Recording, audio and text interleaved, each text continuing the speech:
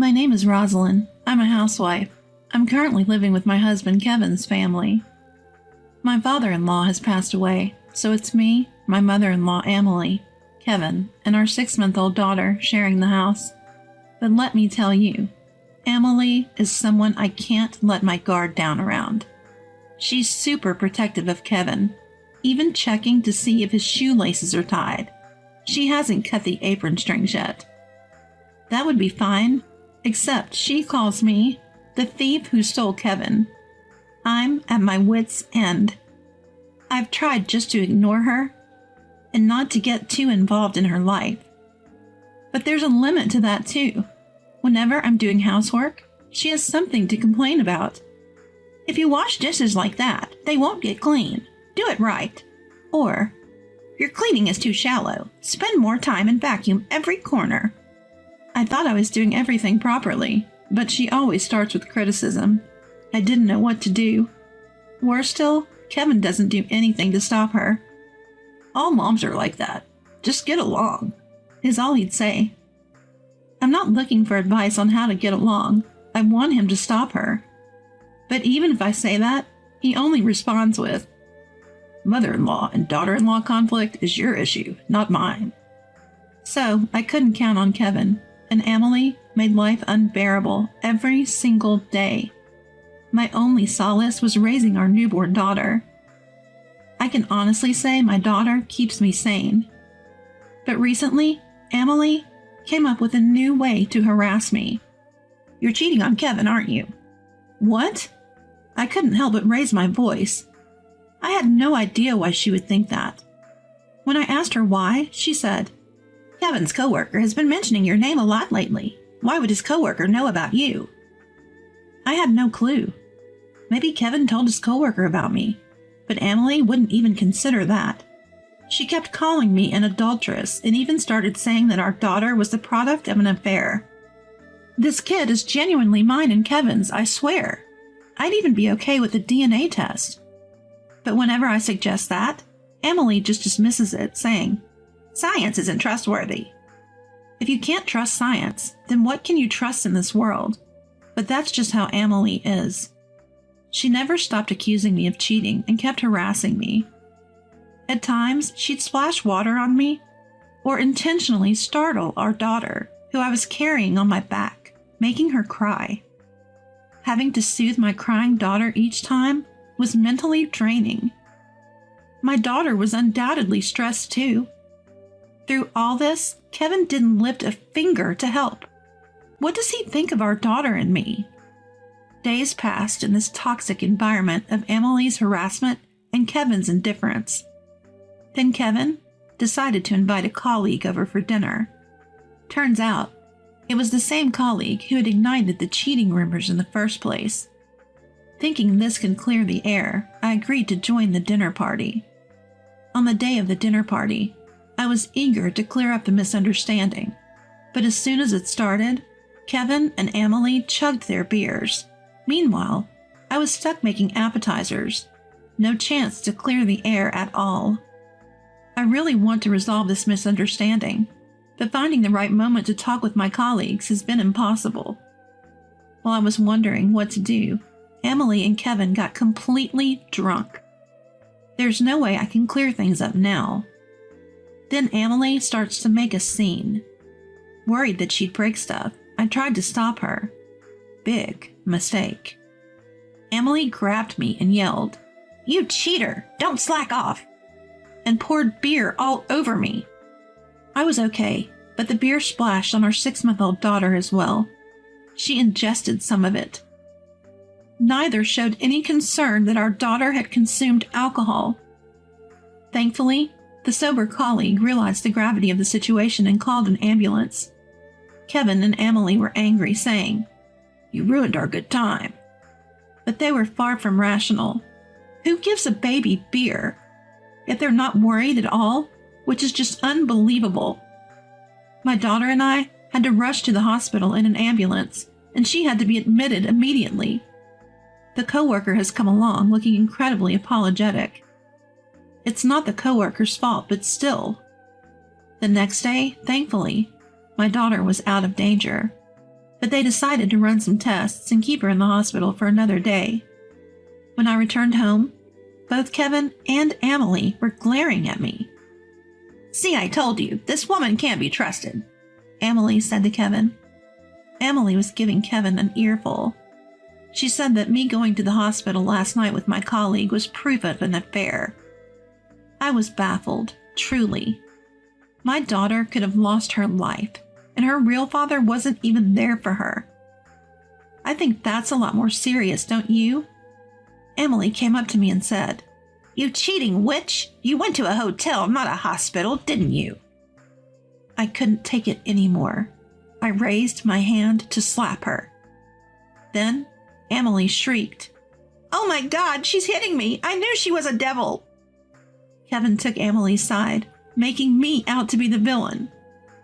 "What a terrible wife you are! You do want to be with that other guy," Emily added. My head began to ache. Why is their thinking so twisted? I couldn't take it anymore. My daughter was in the hospital, and I didn't want to stay in that house a second longer. I found myself running aimlessly, and before I knew it, I was at a nearby park. I sat down on a swing and started to ponder what lay ahead. What if the test results show that my daughter has severe long-term health issues? What if, in the worst-case scenario, the test revealed life-threatening complications? As these thoughts swirled in my head, tears started to flow uncontrollably. But I knew that sharing these worries with Kevin and Emily would be pointless. They'd never understand. They'd probably say, "If you're so worried, she must be the child of your affair."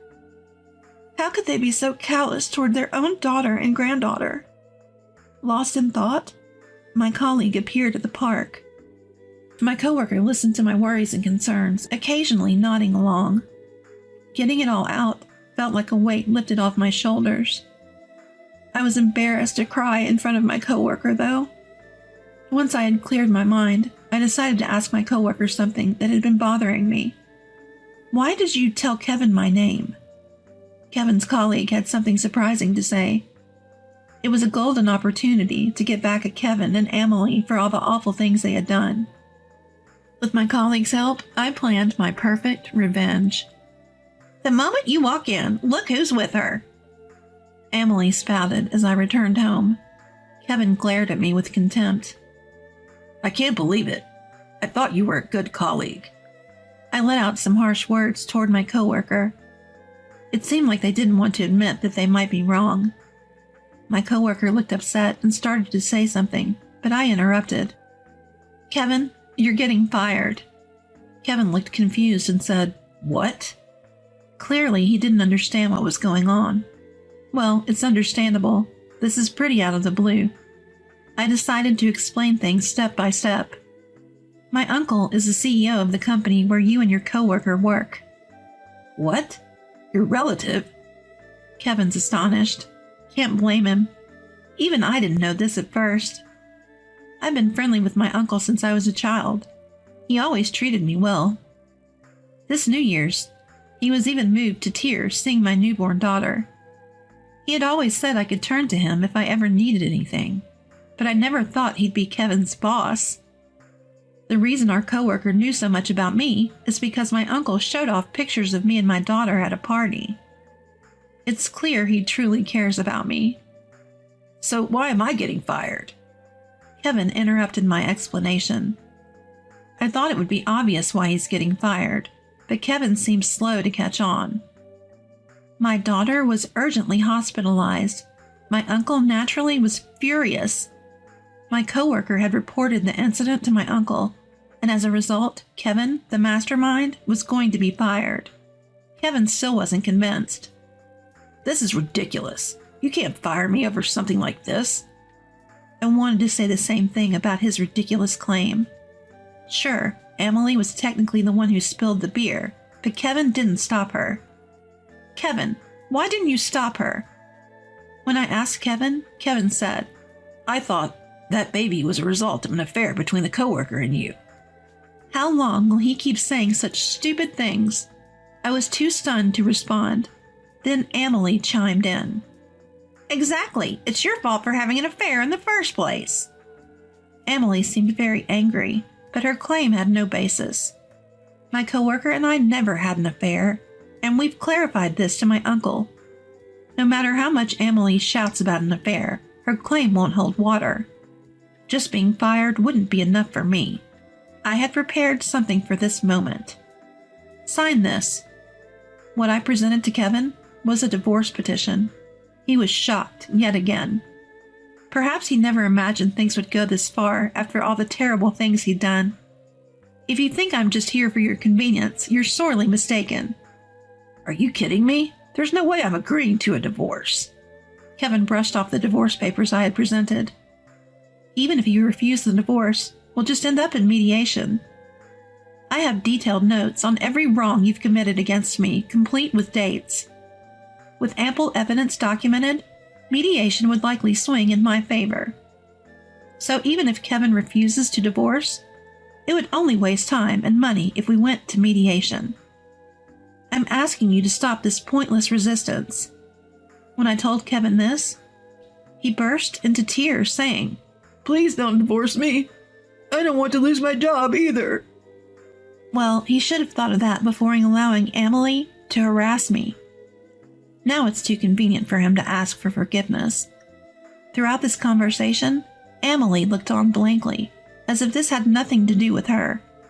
As if she wasn't the root cause of all this trouble. That's not happening. I had also prepared a strategy to make Emily pay for her actions. Emily, you'll need to compensate for all the wrongs you've done. When I said that, Emily started to panic.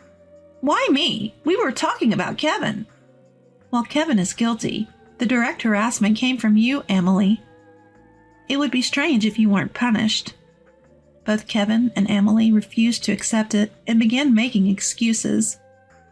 Like mother, like son, I thought. Emily starts shifting the blame onto me. If our reasoning is correct, then it's not our fault. You're the one who's making us uncomfortable. So it's your fault. She insists. If we let this kind of logic slide, it spells the end for any kind of reasonable society. That kind of behavior is absolutely not allowed. Please grow up and take responsibility for your actions, I said calmly. Both clung to me. Stop this. All this started because of the affair, right? Let's just forgive each other and move on. Forgive each other? For the last time, I never cheated. Emily made it up in her head. Her grip on reality was slipping. This must be a dream. There's no way something like this could happen to me. Kevin, you must be dreaming too. She seemed desperate to escape reality. Kevin was overwhelmed, worried about losing his job and the potential alimony. What am I going to do now? How will I live? My life is over. He seemed anxious about his future. Well, he brought this on himself. I hope he learns from this. Look, I'll be consulting a lawyer for the next steps. From now on, let's communicate through my attorney. Goodbye. With that, I left the house. I could hear Kevin and Emily shouting something, but no matter how loud they were, I didn't turn back. Afterwards, I consulted a lawyer, divorced Kevin, and received a significant amount of alimony. Thanks to my coworker, Kevin lost his job. He tried to find a new one, but was unsuccessful, and now he's scraping by, with day labor wearing himself out. Emily, because of her betrayal, ended up paying me a hefty sum, draining her retirement funds.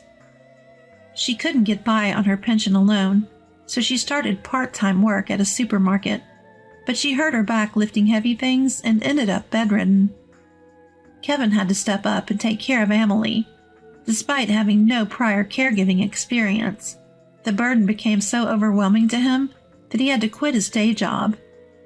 Emily, who never really cut the apron strings, and Kevin, who had accepted this dynamic. I used to think their unique relationship would last a lifetime. However, the moment Emily needed care, I heard Kevin started treating her like she was in the way. After all the terrible things she's done to me, her son mistreating her now must make her regretful. It's too late for regrets. I hope she spends the rest of her life lamenting her choices. Eventually, through an introduction from my uncle, I met a new man and remarried successfully. Now, I live happily with him. I can't thank the coworker and my uncle enough for helping me out. I plan on repaying this kindness little by little for the rest of my life.